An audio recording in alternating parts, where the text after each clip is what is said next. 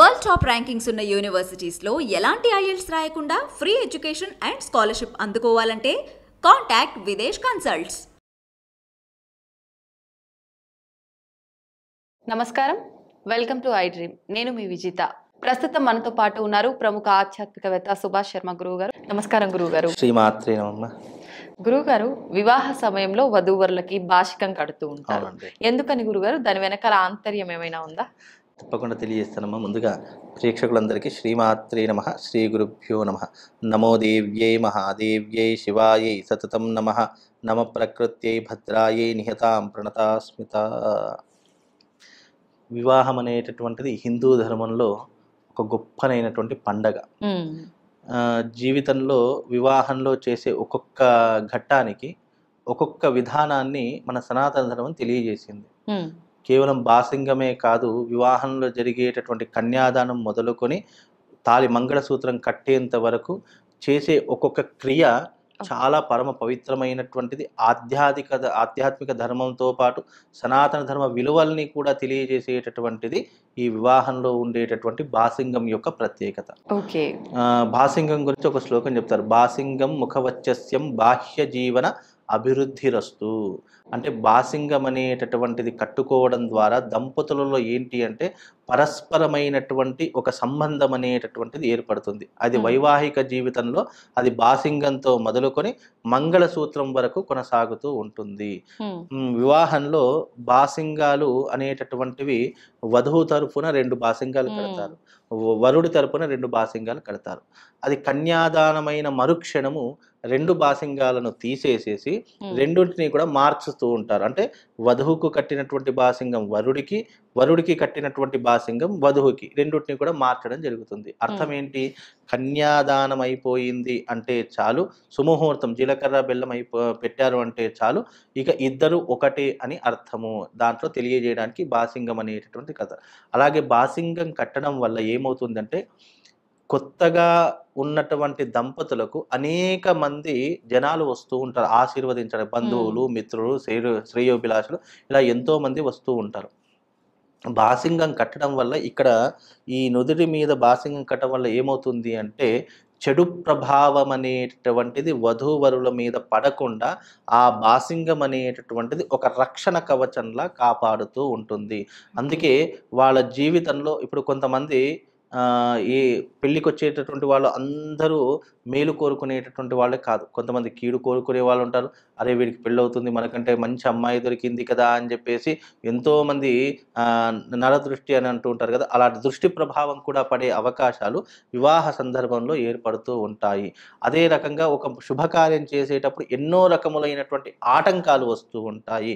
అలాంటి ఇబ్బందులు రాకుండా, ఆటంకాలు రాకుండా జీవితం అనేటటువంటిది ఏదైతే ఉందో అది అభివృద్ధిలోకి చెందాలి అని చెప్పేసి బాసింగాన్ని కడుతూ ఉంటారు. వేద ప్రమాణంలో బాసింగం ముఖవచ్చస్యం బాహ్య జీవన అభివృద్ధిరసు. బాసింగం కడితేనే పెళ్లికి నువ్వు అర్హుడివి అని అర్థము. ఒక వివాహంలో బాసింగం లేకపోతే అది రాక్షస వివాహము అని చెప్పడం జరిగింది సనాతన ధర్మంలో. నీకు అంటే రాక్షస వివాహంలో బాసింగాలతో పని లేదు, పూలదండలతో పని లేదు, ఇదేంతో పని లేదు. మంగళసూత్రం కట్టావు లేదా చెయ్యి పట్టుకున్నావు అంటే వివాహం అయిపోయినట్టే. కానీ మన సనాతనంలో అలా కాదు. బాసింగం కట్టుకోవడము, అలాగే నుదుట బుగ్గ పైన చుక్క పెట్టుకోవడము, అలాగే కుంకుమ ధరించడము. పెళ్లి సమయంలో ఒక స్త్రీ సుమంగళిగా ఉండేటటువంటి ప్రతి ఒక్క వస్తువు ధరిస్తుంది. ఎందుకు? బికాస్ సుమంగళిగా ఉండాలి అంటే బేసిక్ పాయింట్స్ కొన్ని ఉన్నాయి. ఆ బేసిక్ పాయింట్స్ అనేటటువంటివి నువ్వు పాటించకపోతే నీ జీవితంలో వివాహం అయిన తర్వాత కూడా నువ్వు కష్టాలు అనుభవిస్తావు. బికాజ్ లేదంటే విడాకులు. ఇప్పుడు చాలా మంది వివాహం చేసుకుంటున్నారు కానీ అవి కొంతవరకు ఎందుకు నిలబడుతున్నాయి అంటే వివాహంలో చేసేటటువంటి క్రతువులు సరిగ్గా చేయకపోవడము, సరైనటువంటి ముహూర్తానికి మంగళసూత్ర ధారణ కానీ సుముహూర్తం కానీ జరగకపోవడము, ఇవన్నీ కూడా మనిషి జీవితంలో ఉన్నటువంటి అంటే విడాకులకు దారి తీస్తున్నటువంటి ఒక సూచనలాగా అందరూ అనుకోవాలి. ఎందుకంటే వివాహంలో ముహూర్త బలం అనేటటువంటిది చాలా చెప్పుకోదగ్గటువంటి అంశం. ఒక ముహూర్తం తీసాము అంటే ఆ ముహూర్తంలో సుముహూర్తం జరగవలసిందే. సుముహూర్తం మీన్స్ అంటే అర్థం ఏంటి? జీలకర్ర బెల్లం పెట్టుకోవడానికి సుముహూర్తం అంటారు. మనము ఒక 11:20 నిమిషాలకు సుముహూర్తం వెళ్ళింది, అభిజిత్ లగ్నంలో వెళ్ళింది. ఆ అభిజిత్ లగ్నానికి సుముహూర్తం జరగాలి. లేకపోతే వాళ్ళు జీవితంలో ఒక అదృష్ట యోగం అనేటటువంటిది మిస్ అయిపోయి దురదృష్ట యోగంలో సుముహూర్తం చేసుకోవడం వల్ల ప్రతి చిన్న విషయానికి గొడవలు కావడము, లేదు అంటే వాళ్ళ మైండ్ సెట్లో ఏదో రకమైనటువంటి మనస్పర్ధలు ఏర్పడము.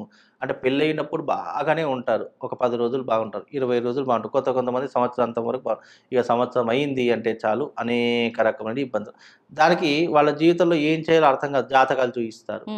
లేదు అని అంటే అయ్యో మా కోడలు సరిగ్గా లేదండి, చెప్పిన మాట వినడం లేదు, పెళ్ళైన సంవత్సరం వరకు 10 రోజుల వరకు బాగానే ఉంది, సడన్గా మారిపోయారండి అంటే ముహూర్త బలం అనేటటువంటిది ఒక మనిషిని ఆయుష్ని పెంచుతుంది, అదృష్టాన్ని పెంచుతుంది, జీవితంలో వాళ్ళకంటూ ఒక సుఖ సంసారాన్ని ఏర్పరిచేటటువంటిది ముహూర్తం. అందుకే సరైనటువంటి ముహూర్తానికి మనకు పెళ్లి జరగాలని వేదమూర్తులు బ్రాహ్మణులు నిర్ణయించినటువంటి ముహూర్తం అంత బలమైనటువంటిది. అలాగే బాసింగం అనేటటువంటిది మీరు అన్నట్టుగా బాసింగం కట్టుకోవడం వల్ల వాళ్ళిద్దరికీ కూడా నరదృష్టి పడకుండా, చెడు ప్రభావం అనేటువంటిది వాళ్ళ మీద పడకుండా, వాళ్ళని చూసే దృష్టి కూడా సన్మార్గంలో ఉంటుంది. ఇప్పుడు మామూలుగా మనం నడుచుకుంటూ వెళ్ళేటప్పుడు ఎవరి దృష్టి స్త్రీ మీద ఎలా ఉంటుందో తెలియదు, కానీ అదే బాసింగం కట్టుకుంటుంది అంటే ఆ స్త్రీమూర్తిని గౌరవిస్తూ ఉంటారు, అదే వివాహానికి వెళుతుంది అని చెప్పేసి ఒక ఆ సాక్షి భూతంలా ఉంటూ ఉంటారు. ఇలా ఎన్నో రకాలైనటువంటి చెడు ప్రభావం అమ్మాయి మీద పడకుండా బాసింగాన్ని కడుతుంటారు. బాసింగం కట్టడం వల్ల బాహ్య జీవన అభివృద్ధి రస్తు, వాళ్ళ జీవితంలో అభివృద్ధి అనేటటువంటిది కొనసాగుతూ ఉంటుంది. అలాగే వాళ్ళ జీవితంలో సుఖ సంతోషాలకు కారణమవుతూ ఉంటుంది. బాసింగాలు మార్చగానే ఇక వాళ్ళ యొక్క ప్రయాణం అనేటువంటి ఇద్దరు ఒకటే, విడివిడిగా కాదు అని తెలియజేయడానికి బాసింగాలు కట్టడం ద్వారా, ఆ బాసింగాలు ఇంకొకటి ఏంటంటే గృహదేవుడికి అంటే ఇంటి దేవుడికి గుర్తుగా కూడా బాసింగాలు కడుతూ ఉంటారు. బాసింగాలు కూడా అప్పటి కాలంలో ఏంటి అంటే ప్రధానం అనేటటువంటిది చేయించేవారు, అంటే ఇడం ప్రధానము అని అంటూ ఉంటారు. విడం ప్రధానం అంటే అర్థం ఏంటి అంటే పెళ్లి కూతురి ఇంటి దగ్గర ఒకరోజు ముందు రాత్రి సమయంలో వెళ్ళేసి కొత్త ఆభరణాలను అలాగే బాసింగాలను తాను కట్టుకోబోయేటటువంటి వధూవరుల యొక్క బట్టలను ఆ 3 వస్తువులను తీసుకొని వచ్చి పందిరి కింద కూర్చొని ఉండి అందులో పందిరి కింద బాసింగాలకు, ఆభరణాలకు, వస్త్రాలకు అన్నిటికీ కూడా పూజ చేసిన తర్వాత వాటిని ధరించేటటువంటి సాంప్రదాయం ఉండేటటువంటిది. ఇప్పటికీ కూడా ఉంది, కానీ కొంతమంది ఆచరిస్తున్నారు, కొంతమంది ఆచరించడం లేదు.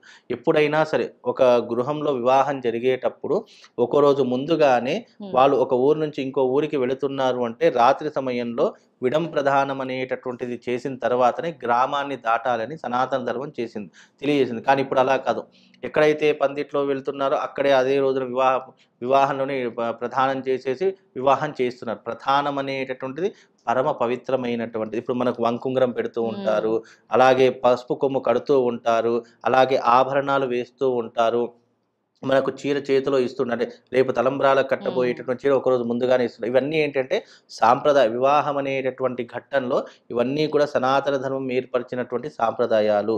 బాసింగం కట్టడం కానివ్వండి, నుదురు కుంకుమ ధరించడం కానీ, చేతులకు గాజులు ధరించడం కానీ, పువ్వులు పెట్టుకోవడం కానివ్వండి, ఇవన్నీ కూడా సనాతన ధర్మంలో ఉన్నటువంటి ఆచార వ్యవహారాలు. బాసింగం కూడా కట్టుకోవడం అనేటటువంటి శుభానికి సూచిక, అదృష్టానికి సూచిక. ఆ బాసింగం ద్వారా భర్తకు ఆయుష్ కూడా పెరుగుతుంది అని తెలియజేసినటువంటిదే దీని యొక్క వెనుక ఉన్నటువంటి ఆంతర్యము. బాసింగం అనేటటువంటిది బాహ్య జీవనాన్ని అభివృద్ధి చేస్తుంది, భర్తకు ఆయుష్ పెంచుతుంది, ఇద్దరు పరస్పరమైన భార్యాభర్తల అనేటటువంటి రిలేషన్ అనేటటువంటిది ప్రారంభమయ్యేటటువంటి అద్భుతమైనటువంటి ఘట్టము ఈ యొక్క బాసింగము. కనుక బాసింగం అనేటటువంటిది జీవితాన్ని వృద్ధి చేసేటటువంటి ఒక సూచికగా ఆ బాసింగాన్ని కడుతూ ఉంటారమ్మా. థ్యాంక్ యూ శ్రీమాత్రి.